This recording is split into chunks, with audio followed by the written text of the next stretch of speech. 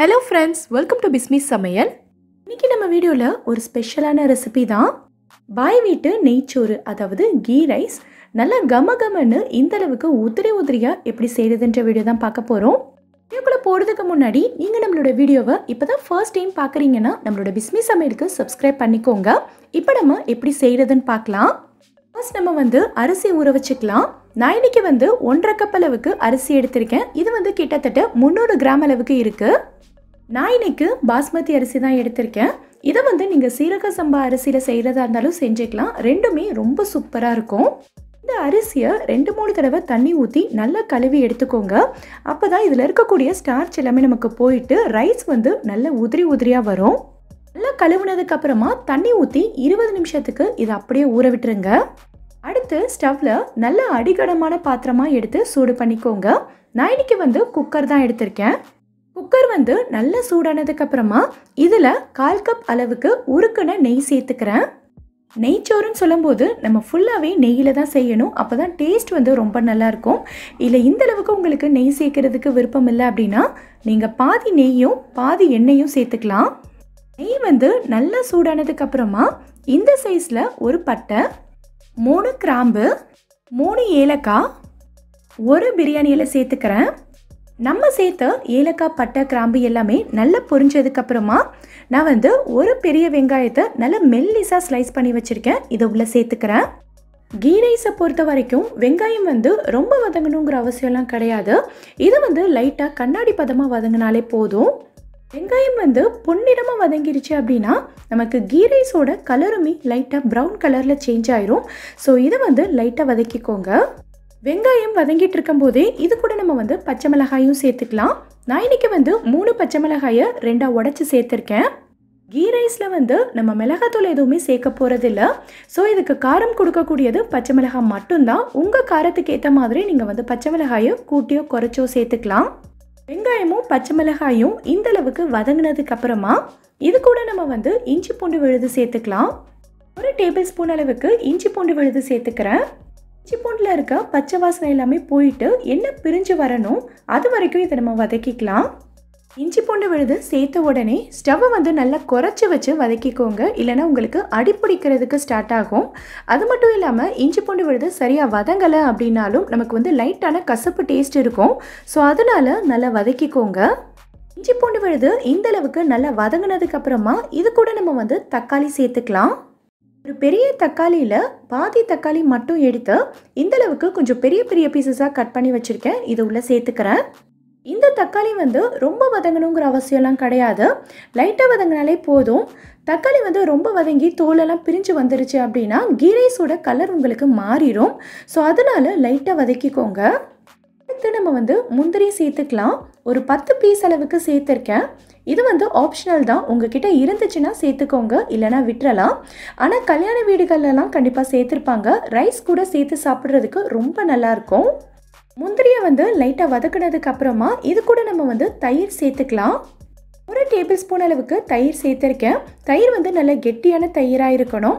இந்த மாதிரி தயிர் சேர்க்கறதுனால கீ ரைஸ் நமக்கு நல்ல சாஃப்டாக இருக்கும். இது எல்லாத்தையும் சேர்த்து நல்லா கலந்து விட்டதுக்கப்புறமா நம்ம தண்ணி சேர்த்துக்கலாம். தண்ணி 1க்கு 1.5ங்கிற ரேஷியோவில் சேர்க்கணும். அதாவது 1 கிளாஸ் அளவுக்கு அரிசி எடுத்திருந்தீங்க அப்படின்னா அதே கிளாஸில் 1.5 கிளாஸ் அளவுக்கு தண்ணி சேர்த்துக்கணும். நான் 1.5 கப் அளவுக்கு அரிசி எடுத்திருந்ததுனால 2.25 கப் அளவுக்கு தண்ணி சேர்த்துக்கிறேன்.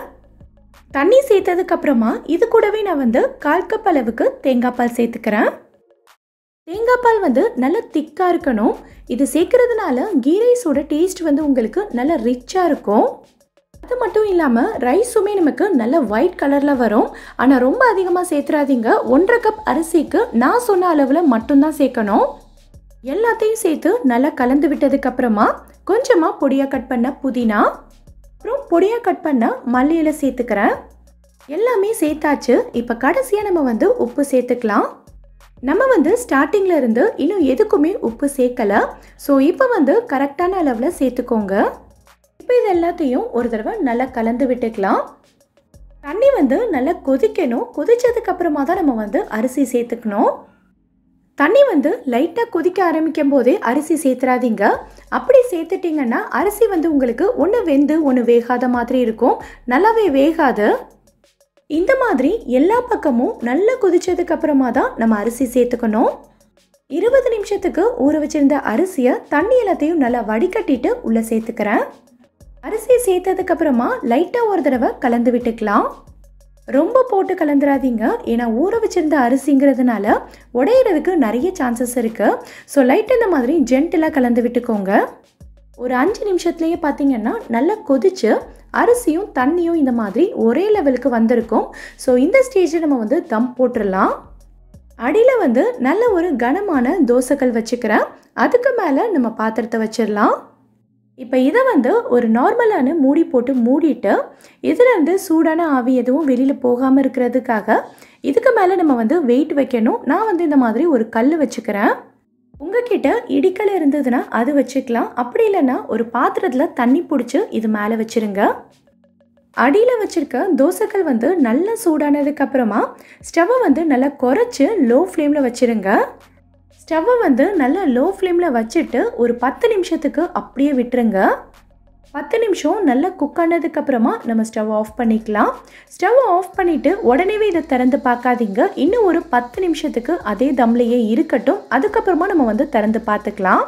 ஸ்டவ் ஆஃப் பண்ணி 10 நிமிஷத்துக்கு அப்புறமா நான் திறந்து காட்டுறேன் பாருங்கள். நம்ம கீ ரைஸ் வந்து நல்லா கமகமன்னு எவ்வளோ உதிரியாக நல்லா சூப்பராக வந்திருக்குன்னு.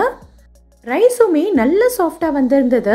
நம்ம தேங்காய் பால் சேர்த்துருந்ததுனால இதோட வாசனையும் சரி டேஸ்ட்டும் சரி அவ்வளோ சூப்பராக இருந்துச்சு. நம்ம அடியில் தோசைக்கல் வச்சு தம் போட்டிருந்ததுனால ஒரு அரிசி கூட அடிப்பிடிக்கவே இல்லை, அவ்வளோ சூப்பராக வந்துருந்துச்சு. ஸோ இந்த கீ ரைஸை நீங்களும் கண்டிப்பாக ட்ரை பண்ணி பாருங்கள், ரொம்பவே சூப்பராக வரும். இது மட்டும் இல்லாமல் நம்ம சேனலில் குஸ்கா, புலாவ், நிறைய பிரியாணி ரெசிபீஸ் எல்லாமே வீடியோஸ் ஏற்கனவே போட்டிருக்கோம். உங்களுக்கு வேணும்னா அந்த வீடியோஸையும் நீங்கள் பாருங்கள். பிகினர்ஸ் கூட பர்ஃபெக்டாக செய்கிற அளவுக்கு ரெசிபீஸ் எல்லாமே ரொம்ப ஈஸியாக இருக்கும். ஸோ கண்டிப்பாக ட்ரை பண்ணி பாருங்கள். இந்த வீடியோ பிடிச்சிருந்தா லைக் பண்ணுங்கள். உங்கள் ஃப்ரெண்ட்ஸ், உங்கள் ஃபேமிலி மெம்பர்ஸ்க்கு இந்த வீடியோ யூஸ்ஃபுல்லாக இருக்கும்னு நினச்சிங்கன்னா கண்டிப்பாக ஷேர் பண்ணுங்கள். மறக்காமல் நம்ம பிஸ்மி சமையலுக்கு சப்ஸ்கிரைப் பண்ணிவிட்டு பக்கத்தில் இருக்கக்கூடிய பெல் ஐக்கானில் ஆப்ஷன் ஆலும் செலக்ட் பண்ணுங்கள். தேங்க்யூ.